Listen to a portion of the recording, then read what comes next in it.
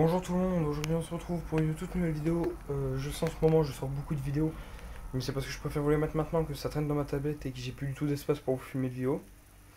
Aujourd'hui je vais vous faire une vidéo, vous vous souvenez du projet à batterie de 12 volts que je vous ai fait. J'ai fait des modifications dessus, de belles modifications, vous allez voir. Donc déjà j'ai mis la batterie en charge, hein, elle est en charge. Voici son niveau de charge. Le truc ok là il est, la LED doit être grillée puisqu'il ne s'allume pas du tout, et le 1 c'est pareil. Donc ce que je vous disais, je vais d'abord vous montrer les modifications, puis après on va le remettre en route. Après je vais voir si je peux... Je sais pas, je vais voir. C'est peut-être qu'il y aura le redémarrage de Pépère. Bon, attends, parce que je trouve que je vais faire comme ça. Attendez, je vous le remonte vite fait. Donc voilà, ça vous... je sais pas si vous vous souvenez du Honda EX800. J'ai fait sa vidange, donc maintenant on va regarder. Parce que... Attendez, je vais vous montrer lui. Non, c'est une huile. Un peu plus, je vais tomber la gueule. Voilà. Oui, je l'ai mise là. Voici l'huile. Oh, bon, elle n'est pas très propre. Et donc, je vais vous montrer. Maintenant. Attends, du oula oula observez. Oh, c'est l'huile aussi. Est-ce qu'il aurait fait de l'huile? Ouais, peut-être. Bon, là, le niveau est faussé. Là, maintenant, j'ai le coup d'œil avec celui-là. Voilà. L'huile, elle est propre.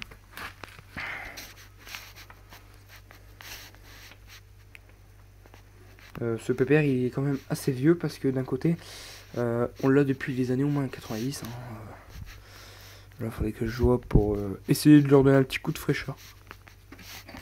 Moi aussi ce serait bien parce qu'on a le petit côté quand même. Je voulais savoir si c'était un... quoi comme type de moteur, si c'était juste un... Je pense que c'est un soupape latéral. Ouais, ça doit être un soupape latéral. Et pas un soupape en tête. Attendez, perso il va se casser la gueule derrière. Voilà. Oui donc bref, on va pas passer tout le temps sur le X800, on va faire un démarrage tout à l'heure.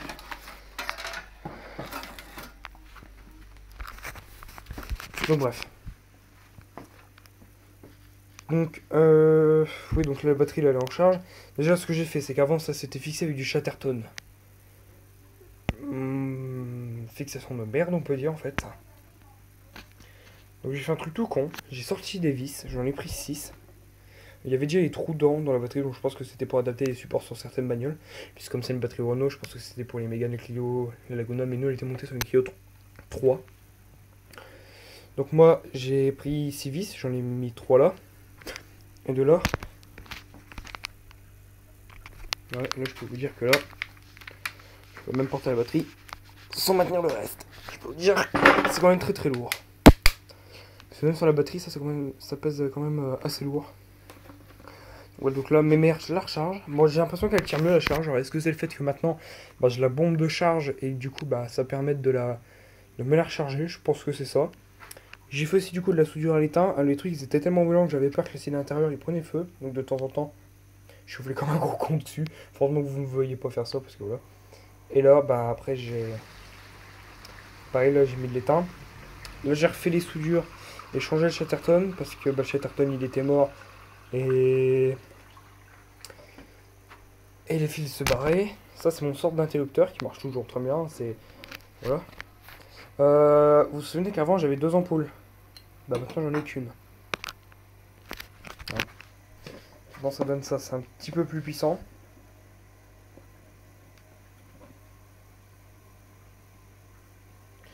Moi, pour moi, j'ai l'impression que c'est un peu plus puissant que sur l'ancienne. Bon, batterie de 12 volts 65 H, mais on peut dire peut-être 2000 mAh parce que elle tient vraiment pas du tout à charge.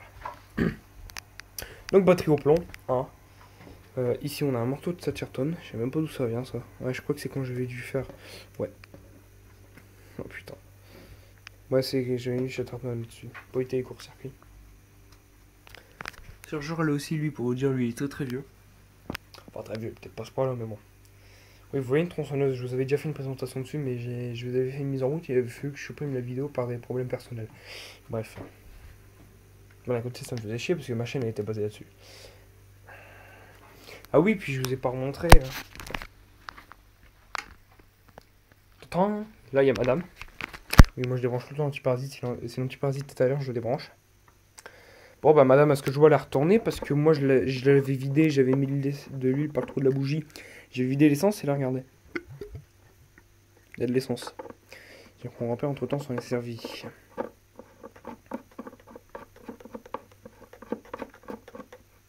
En fait, je crois que j'ai plus à appeler ça une émagie, je pense. Ouais. Pour la poire, elle marche toujours aussi bien. Le lanceur, il se casse la gueule. Attendez, je vais faire le temps. Il y a plein de planches de bois, mais c'est pas pour moi, ça je vous rassure. Le lanceur marche toujours aussi bien.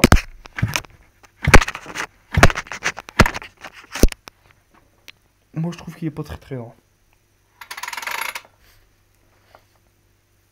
Là, on laisse à terre. Ouais, enfin bref, cette débroussailleuse, j'ai pas encore remis en route. Enfin, remis en route. J'ai pas encore redémarré. Mon père a dû s'en occuper. Là, voilà. Bah, madame, elle est là-bas, je m'en suis servi l'autre jour. Bon, malgré que ce soit une tronçonneuse bas de gamme, elle marche très très bien.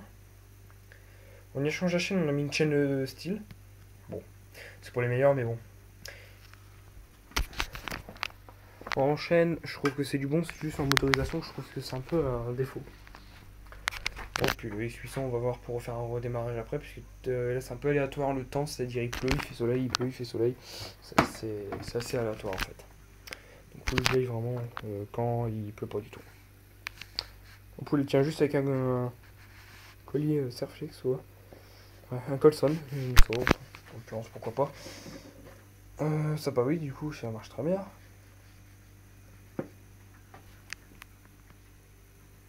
Ça marche hein. Bon, la tache blanche que vous voyez là,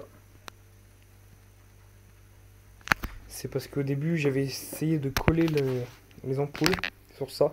Je me suis dit en fait c'était un très mauvais plan parce que si l'ampoule elle chauffait, ça venait foutre le feu à tout. Donc j'ai dit non, stop, on a eu le tout. Oui, je sais, le câblage c'est un travail de merde. Mais on coupe pas ces deux câblages là qui sont plus pour la charge. Bon, et puis j'espère pouvoir redémarrer aujourd'hui le X800. Bon, mon grand-père s'en sert. Hein. Au niveau des sens, il est vraiment faible. On s'en sert à part YouTube. On s'en sert en dehors de YouTube parce que. Il s'en sert parce que, comme moi je fais de la chasse pareil avec mon grand-père, je m'en sers souvent à la chasse. Bon, maintenant c'est fini parce que la chasse c'est fini depuis longtemps. Ça c'est fini en janvier. En février. Et donc, du coup, le groupe électrogène, bah là en ce moment il est un peu stand-by. Là, ce que je ferai du coup pour le redémarrage du groupe électrogène, la dernière fois je lui avais fait un test en branchant un rotofilet électrique. Là, ce que je prendrai comme test, ça, plus ça.